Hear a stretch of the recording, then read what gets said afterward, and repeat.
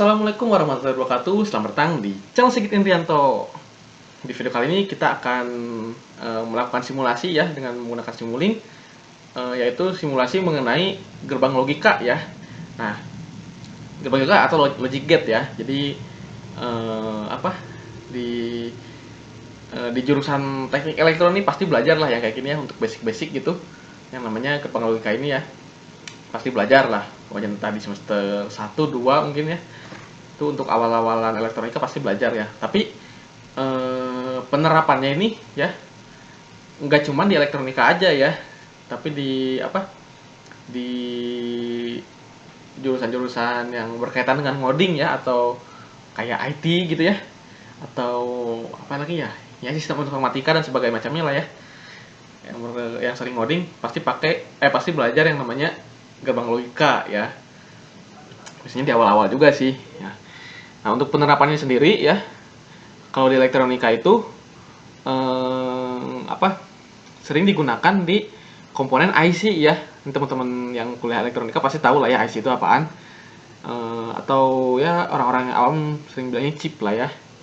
IC atau chip sama aja. Nah, itu kan IC itu terdiri dari berbagai macam transistor ya yang sudah disusun sedemikian rupa untuk menjalankan program-program tertentu gitu ya. Karena kan biasanya per IC itu ada fungsinya sendiri, misalnya IC 555 buat timer gitu ya, dan lain sebagainya macamnya lah ya. Jadi ya tipikal IC yang kita tuh nggak perlu ngoding gitu lah ya. Nah, itu sering digunakan gitu ya di IC itu ya, si gerbang logika ini ya. Nah, karena pada dasarnya gerbang logika ini rangkaian transistor juga ya, yang disusun sedemikian rupa. Nah, sedangkan di programming ya atau dalam coding ini seringnya digunakan di conditional statement ya. Jadi ini selain kita belajar soal rangkaian, dengan gerbang logika ini kita belajar juga cara berpikir kita gitu ya. Cara berpikir logika kita gitu. Nah, kalau misalnya teman-teman sering lihat video saya sebelum-sebelumnya tuh ya, mulai dari ngoding MATLAB, ngoding Arduino, sampai bahkan ngoding Visual Basic ya, itu saya secara tidak langsung saya juga pakai sebuah prinsip kerja dari gerbang logika ini ya. Contohnya pada conditional statement jadi if misalnya nilai X sama X-nya sudah terpenuhi dan Y-nya sudah terpenuhi, maka program dijalankan gitu. Atau X sudah terpenuhi, or X-nya belum terpenuhi, X-nya sekian ya, belum terpenuhi, maka si program tetap dijalankan gitu ya. Jadi ya logic gate ini luas gitu ya penerapannya ya, nggak cuma di elektro aja.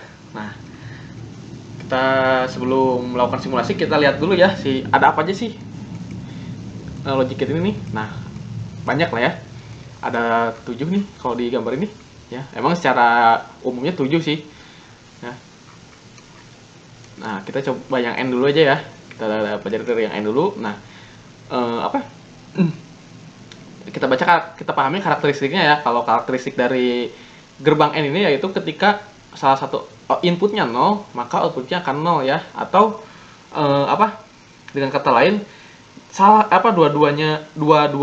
dua inputnya tuh harus nilainya 1, baru Y-nya 1 gitu ya. Kalau misalnya salah satu inputnya 0, maka Y-nya nggak akan 1 ya, atau 0 gitu ya. Nah, simbolnya tuh Y sama dengan A titik B ya. Jadi kalau misalnya teman-teman ngerjain aljabar boolean terus ketemu titik ya atau poin kayak gini, itu artinya simbolnya tuh N ya. Kita coba terapin di MATLAB ya, di Simulink-nya. Buka library browser, kita masukkan dulu inputnya ya. Inputnya pakai konstan ya, kita pakai 2 input ya. Nah, kita kasih nama input A, input B ya, kayak gini. Terus kita pakai gerbang logikanya ya, logic coba logic dulu ya, logic gate gitu ya, kita tulis coba.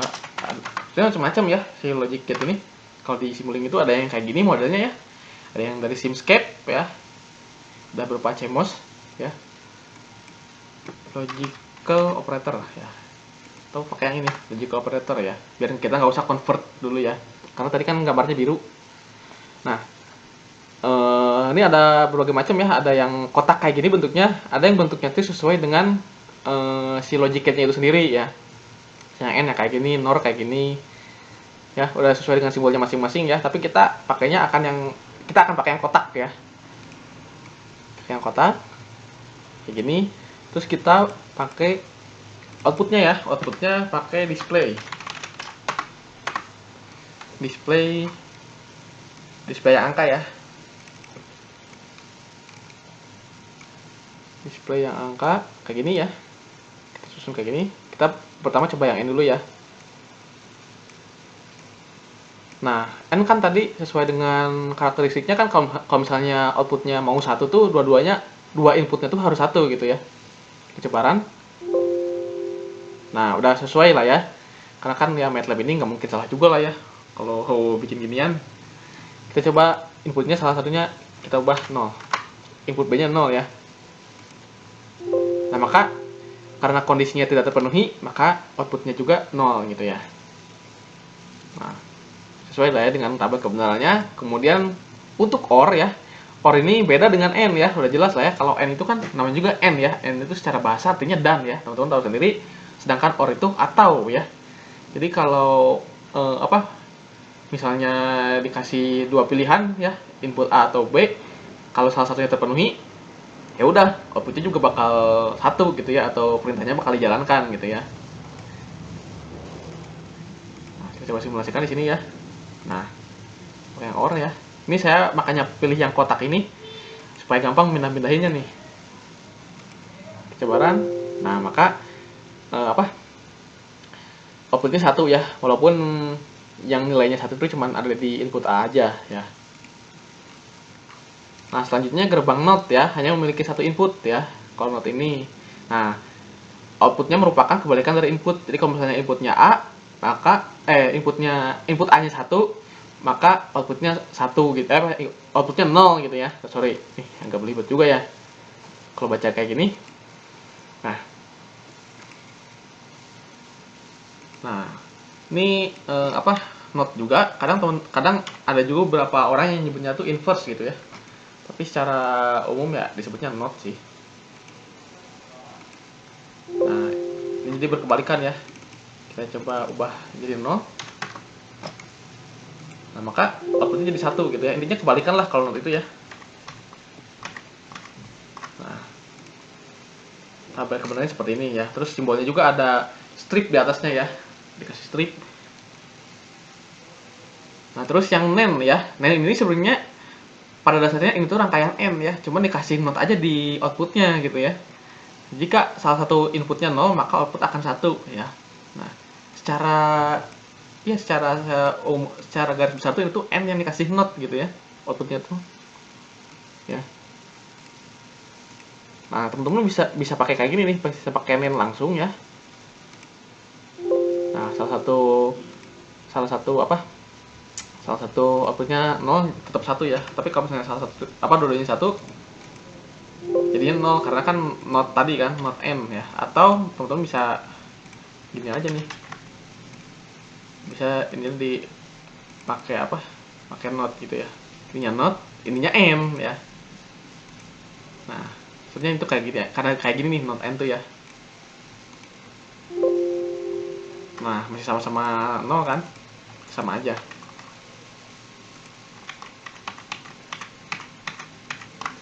Nah, terus NOR ya, NOR juga sama ya, OR yang dikasih not gitu ya. Jadi output OR kemudian dinotkan gitu ya. Nah, tabel kebenarannya seperti ini ya. Jika salah satu inputnya 0 ya, maka outputnya akan 0 gitu. Outputnya akan 0. Nah, kalau dua-duanya 1 juga outputnya 0 ya. Karena kan kalau OR yang original ya, OR yang OR aja gitu, kalau dua-duanya terpenuhi kan outputnya 1. karena ini sudah dikasih not, maka di notekan, di inverse atau dibalikan gitu ya, si outputnya jadinya berlawanan gitu ya sama OR ini. Tinggal ganti aja ya. Sebenarnya simple sih kalau untuk simulasi logic gate ini. Nah, kalau misalnya kita di OR kan salah satunya nilainya 1, outputnya 1 ya. Kalau NOR ini karena udah di note kan jadinya 0 gitu. Nah, kita langsung ke XOR aja deh ya. Soalnya kalau NOR mah udah tahu lah ya. Nah, XOR. Nah, XOR ini sering disebut juga sebagai exclusive OR ya, karena punya ketentuan khusus ya. Di gerbang XOR hanya terdiri dari dua input. Jika inputnya sama-sama sama-sama satu atau sama-sama nol gitu ya, maka nilainya tuh nol gitu ya, sama-sama nol atau sama-sama satu. Nah, bedanya kalau yang NOR tadi kan kalau misalnya sama-sama nol, outputnya satu ya, karena itu kan OR yang dinotkan gitu ya. Sedangkan XOR ini OR biasa, cuman si yang yang dua-duanya satu itu berubah jadi nol gitu aja sih ya.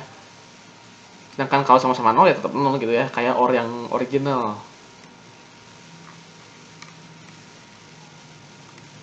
Kita coba yang XOR. Ini tetap satu ya. Kita coba nol ininya. Nah, maka satu ya. Satu, ini masih ngikutin OR biasa ya. Coba kalau nol dua-duanya.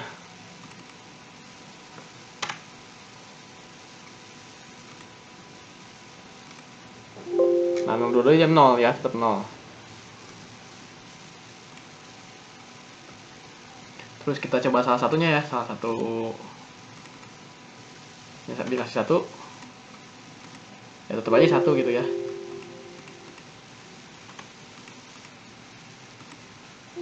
Nah ya, kayak gini ya kalau XOR. Mudah-mudahan teman paham ya. Nah, sedangkan XNOR ini pada dasarnya XOR juga, cuman yang dikasih not gitu aja sih. Sebenarnya simpelnya kayak gitu ya. Jadi ya nggak perlu ribet-ribet lah ya. Nah, kalau di Simulink ini N XOR ya tulisannya. Nah, kayak gini ya. XOR yang dibalikan aja sih. Nah,